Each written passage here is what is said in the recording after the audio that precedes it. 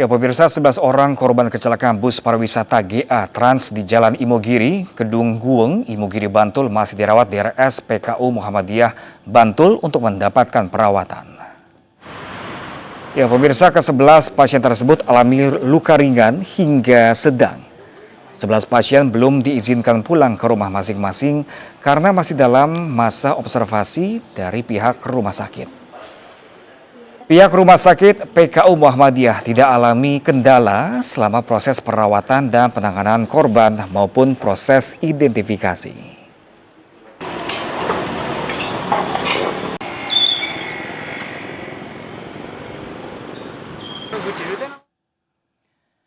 Ya, pemirsa, beberapa korban kecelakaan Bantul kini masih dirawat di rumah sakit dan kita sudah terhubung dengan rekan Trisna Purwoko di sana. Halo, selamat siang rekan Trisna.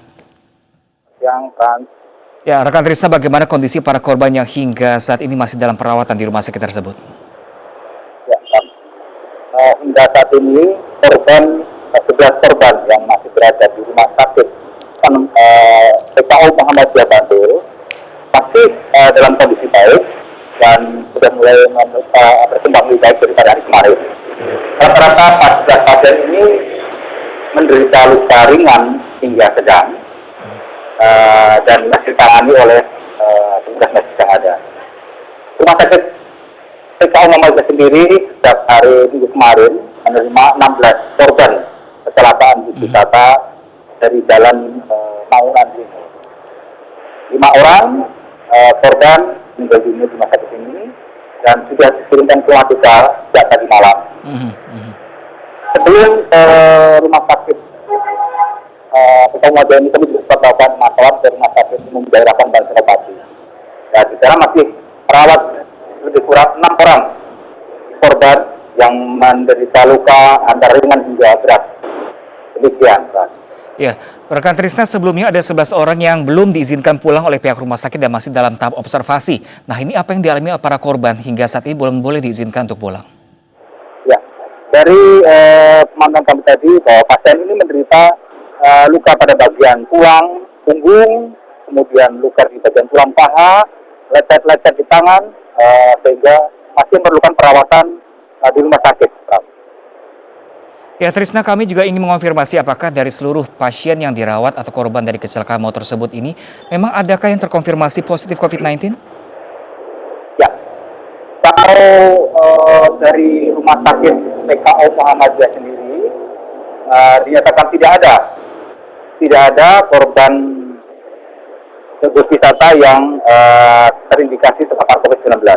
Namun memang kabar yang beredar ada pasien yang dirawat terkonfirmasi positif. Kami sudah mencoba menanyakan ke rumah sakit umum daerah Pemban Senopati yang termasuk salah satu rumah sakit rujukan, dan ternyata dibenarkan oleh rumah sakit Pemban Senopati bahwa ada 1 orang pasien yang merupakan korban kecelakaan bus wisata ini yang menjadi suspek COVID-19.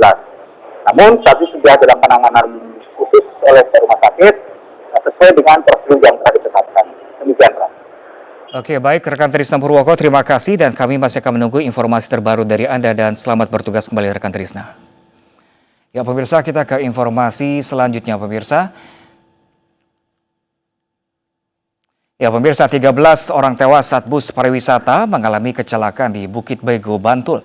Ada dugaan bus alami remblong.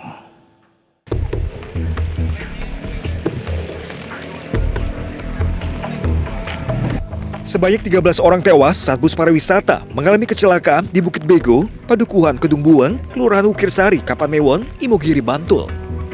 Polisi menyebut ada indikasi remblong hingga membuat bus oleng dan menabrak tebing. Berdasarkan pemeriksaan sementara, ada saksi yang melihat sopir panik memainkan persneling. Hal itulah menunjukkan adanya indikasi remblong saat bus melaju di jalan menurun. Saksi lagi kami periksa, yang ada di dalam bis tersebut menyatakan bahwa melihat sopir panik sambil mempermainkan hand gripnya atau persneling giginya, sehingga ada indikasi bahwa fungsi pengereman tidak berfungsi atau remnya blong, sehingga hanya memainkan persneling gigi pada saat kendaraan turun ke bawah. Inilah yang menyebabkan kendaraan oleng kemudian menabrak tebing. Diketahui bus ditumpangi 47 orang penumpang yang merupakan rombongan karyawan salah satu perusahaan konveksi di Sukoharjo, Jawa Tengah. Rencananya, bus dalam rangka kunjungan ke beberapa lokasi wisata. 13 penumpang meninggal, 34 lainnya jalani perawatan di 3 rumah sakit di Bantul. Dari Bantul, Daerah Istimewa Yogyakarta, Tim Liputan iNews melaporkan.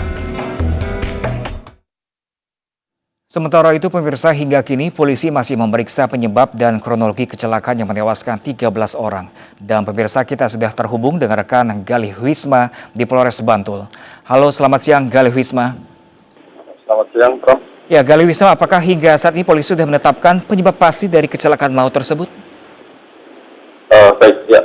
Saat ini saya sedang berada di Polres Bantul terkait penyidikan dari pihak Polres.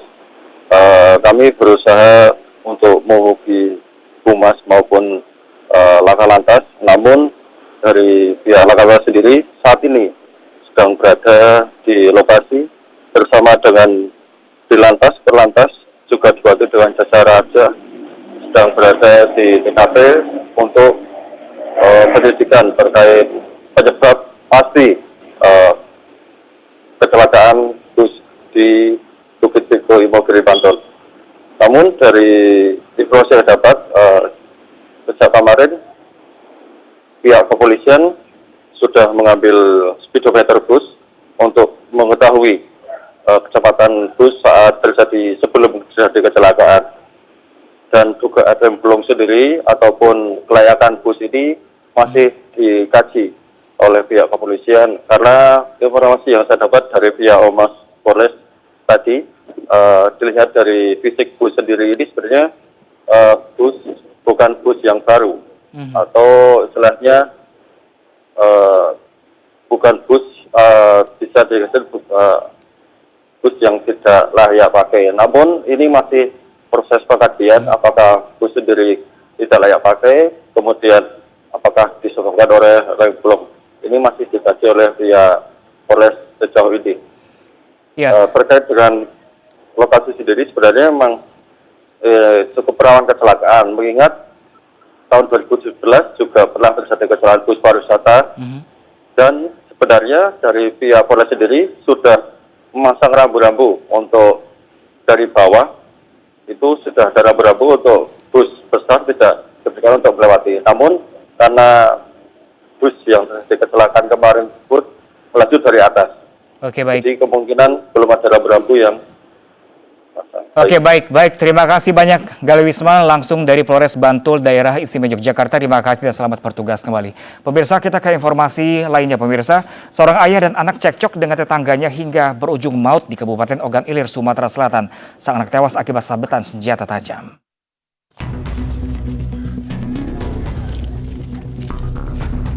Warga Desa Harimau Tandang, Kecamatan Pemulutan, Kabupaten Ogan Ilir dihebohkan dengan tewasnya seorang remaja bernama Hajrat usai terlibat perkelahian menggunakan senjata tajam dengan tetangganya.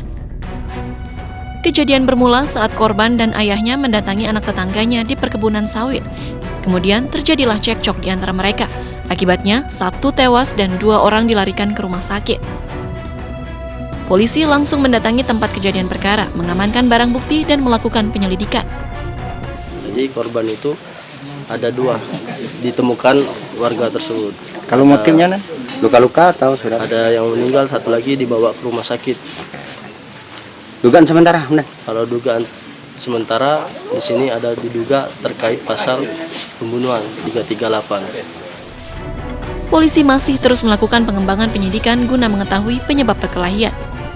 Dari Kabupaten Ogan Ilir, Sumatera Selatan, Fitriadi, iNews melaporkan. Sementara itu pemirsa, 11 tersangka kasus pemerkosaan seorang gadis 15 tahun di Kabupaten Nagan Raya Aceh diserahkan polisi ke jaksa penuntut umum. Pelaku memperkosa korban secara bergantian di sebuah kafe dan menyekapnya selama 2 hari.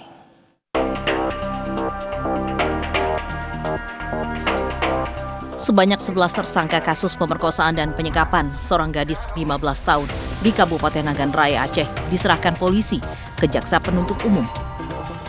Mereka dibawa menggunakan mobil tahanan yang sebelumnya ditahan di rutan Mapores Nagan Raya Aceh. Polisi juga menyerahkan berkas acara pemeriksaan serta barang bukti berupa handphone, pakaian serta barang-barang yang dipakai pelaku untuk melancarkan pemerkosaan. Nama yang anak di bawah umur tahan 7 hari tambah 8 hari. Udah serahkan dan udah putusan. Sedangkan ini kan serlahan yang kedua, 11 orang. Selanjutnya dari Polres, dari proses penyidikan sudah selesai, serahkan ke JPU. Cuma kami dari Polres melakukan pengawalan ke JPU, selanjutnya dari JPU kita lakukan sama-sama JPU kita lakukan pengawalan ke LK. 6 orang, berkas kedua tersangkanya 3 orang, berkas ketiga tersangkanya 2 orang. Terhadap 2 berkas yang 6 dengan 3 orang, yaitu pasal 50 tentang kanun, kemudian yang kedua. Seorang gadis 15 tahun diperkosa secara bergantian di sebuah kafe. Bahkan korban yang disekap oleh para pelaku selama 2 hari. Para tersangka dihukum Kanun Aceh nomor 6 tahun 2014 tentang hukum jinayat dengan ancaman hukuman penjara maksimal 200 bulan. Dari Kabupaten Nagan Raya Aceh, Afsah, iNews melaporkan. Pemirsa, kasus pemerkosaan terhadap gadis di bawah umur juga terjadi di Palembang, Sumatera Selatan. 3 pria memperkosa seorang siswi SMP selama 2 hari. Para pelaku juga merampas ponsel milik korban.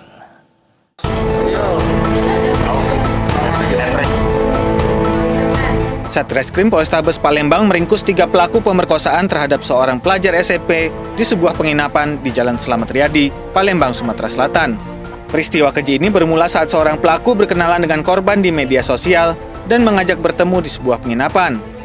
Ironisnya, setelah memperkosa korban, pelaku kemudian menghubungi 2 temannya untuk memperkosa siswi SMP ini selama 2 hari. Pelaku juga mengambil ponsel milik korban. Untuk melakukan hubungan badan, korban tidak mau, diancam untuk dijual katanya, akan kami jual. Karena ketakutan sehingga korban tidak bisa berdaya lagi. Atas perbuatannya, ketiga pelaku dijerat pasal 76D ayat 1 dan 2 Undang-Undang Perlindungan Anak dengan ancaman hukuman 15 tahun penjara. Dari Palembang, Sumatera Selatan, Muhammad David, iNews melaporkan. Ruko tempat usaha roti terbakar, 4 orang terluka. Selengkapnya sesaat lagi, pemirsa, tetaplah bersama kami di iNews.